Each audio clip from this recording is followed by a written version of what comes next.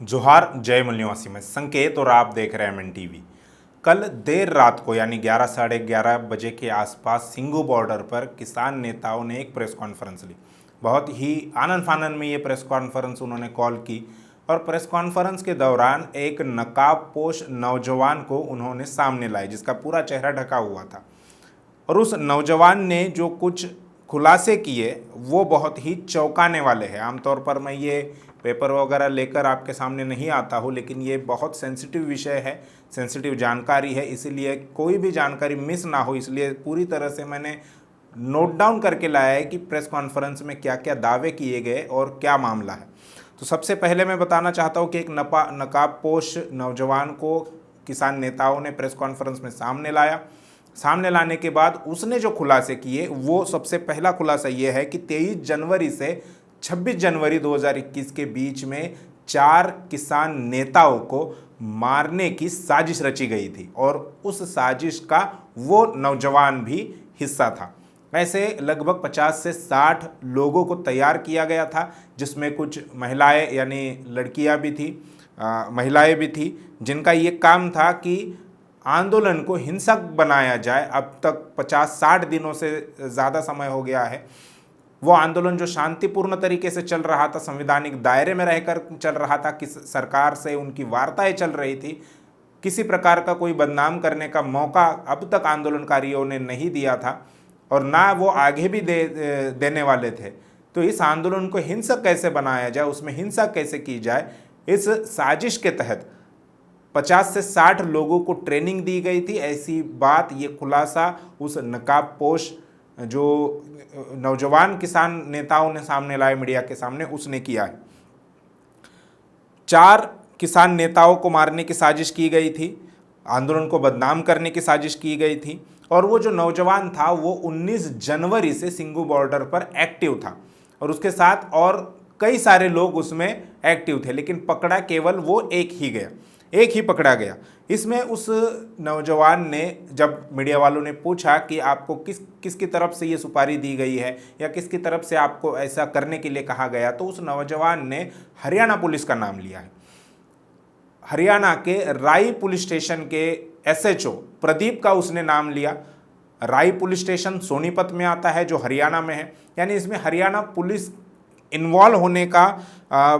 Involve है ऐसा उस नकाबपोश के दावे से हमें समझ में आता है। उसने ये भी कहा कि हमने उस प्रदीप का चेहरा नहीं देखा, जब भी वो हमारे सामने आता था तब चेहरा ढका हुआ होता था, केवल हमने उसका बैज देखा, जो नेम प्लेट होती है पुलिस के जेब पर, वो हमने देखी और उससे हमें उसका नाम और पुलिस स्टेशन का पता चला। अब उस नकाबपोश जो नौजवान था उसने और कई खुलासे किए। जैसे उसने कहा कि हमने जाट आंदोलन में भी अपनी भूमिका निभाई है। तो जाट आंदोलन में किस प्रकार से भूमिका निभाई, तो उन लोगों को पुलिस के ड्रेस दिए गए थे और पुलिस के ड्रेस में उन्होंने जो आंदोलनकारी जाट आंदोलनकारी जो लोग थे उन पर लाठीचार्ज किया था, यानी उस आंदोलन को भी हिंसा की तरफ मोड़ने का काम इन्होंने किया था।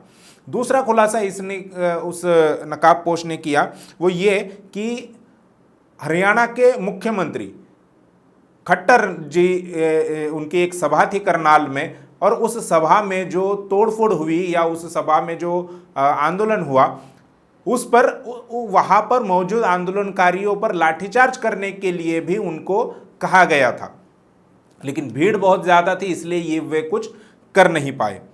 अब ये सारा जो हमें दिखाई देता है, वो नौजवान जब पकड़ा गया, नकाबपोश नौजवान जब पकड़ा गया तब उसके पास एक गन भी मिली, यानी हथियार भी उसके पास में था और उसने ये कहा कि जब 26 जनवरी को किसान ट्रैक्टर रैली दिल्ली में एंटर करेंगे, दिल्ली में जब प्रवेश करेंगे, तब दिल्ली पुलिस उन्हें बॉर्डर पर रोक लेगी और रोकने के बाद ये लोग, इनमें से कुछ लोग किसानों के पीछे से दिल्ली पुलिस पर फायरिंग करेंगे, गोलियां चलाएंगे और गोलियां चलाने के बाद दिल्ली पुलिस को ऐसा लगेगा कि ये किसानों की तरफ से फायरिंग हो रही है और जवाब में दिल्ली पुलिस भी फायरिंग करेगी या दिल्ली पुलिस भी कार्रवाई करेगी और उस दिल्ली पुलिस में भी, पुलिस के भेष में इनके ही कुछ लोग वहां पर मौजूद होंगे। इस प्रकार की साजिश रची गई थी।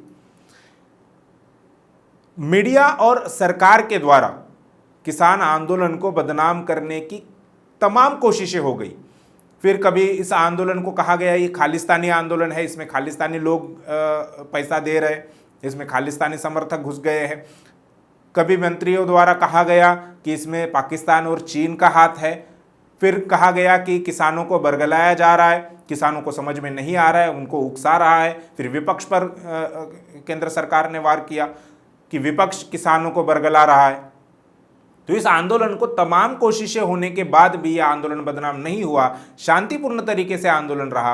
किसान नेताओं ने भी सूझबूझ का एक प्रदर्शन करते हुए सरकार से अपनी वार्ता बंद नहीं की। 11वें दौर की वार्ता कल हुई और 11वें दौर के वार्ता में भी कोई हल नहीं निकला, लेकिन किसान नेताओं ने सरकार से बातचीत बंद नहीं की। हालांकि उन्होंने एक स्टेप ऐसा आया था कि उन्होंने कहा कि सरकार हाँ या ना में जवाब दे, लेकिन फिर उन्होंने वार्ता का जो दौर है वो लगातार जारी रखा। सरकार से वार्ता करके उन किसान नेताओं को यह भी पता था कि कोई हल नहीं निकलने वाला, सरकार अपने मुद्दों पर अड़ी हुई है। जब 10वें दौर की वार्ता हुई तब सरकार ने कहा कि हम 1.5 साल के लिए इस कानून पर रोक लगा देंगे। हालांकि सुप्रीम कोर्ट ने पहले ही इस कानूनों के अमल पर रोक लगा दी है। सरकार ने कहा हम 1.5 साल के लिए रोक लगाएंगे। किसानों ने कहा कि हमारा ये मुद्दा नहीं है, ये हमारी मांग नहीं है, हमारी मांग केवल इतनी है कि ये तीनों कानून वापस लिए जाए। तो ये पूरी शांतिपूर्ण तरीके से यह आंदोलन हो रहा था।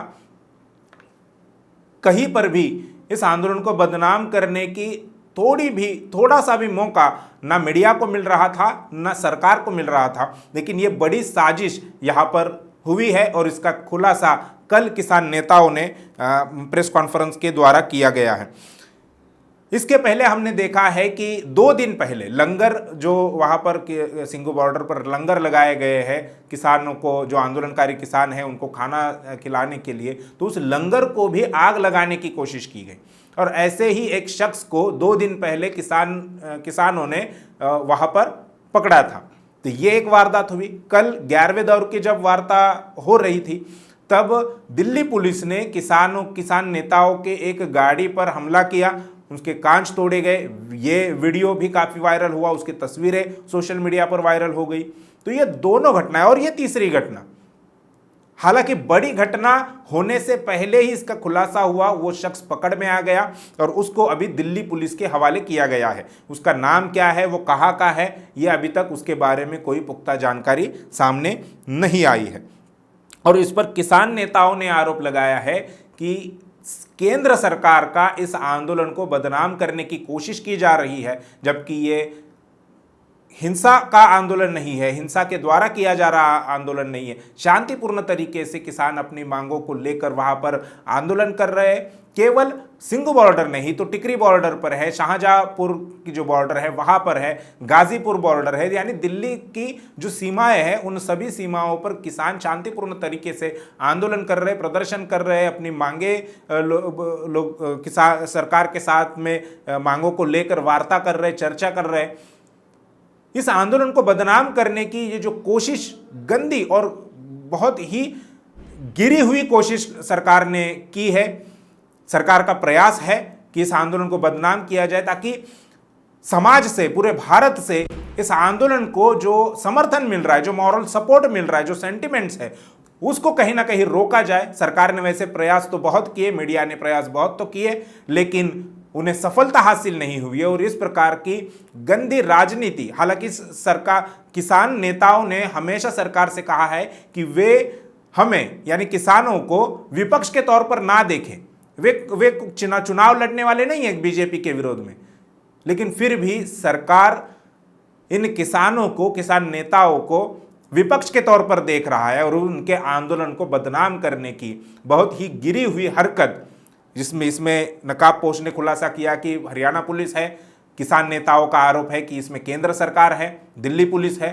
तो ये गंदी राजनीति किसानों के साथ हो रही है, इसका खुलासा कल ही हुआ है और आज दिन भर में वही चर्चा सभी जगह पर हो रही है। यह जानकारी हमने आपके सामने रखी। इसमें और भी अगर कुछ हमें जानकारी हासिल होती है, पुख्ता जानकारी मिलती है, तो हम आपके साथ में वो शेयर करेंगे। फिलहाल आपका इस सारे जो जानकारी मैंने दी इस पर क्या कहना है, क्या मत है आपका, ये हमें कमेंट बॉक्स में ज़रूर लिखकर बताइए। और ये जो सरकार की किसानों के साथ गंदी राजनीति हो रही है, इस पर आपका क्या कहना है, ये भी हमें कमेंट बॉक्स में ज़रूर लिखकर बताइए। शुक्रिया।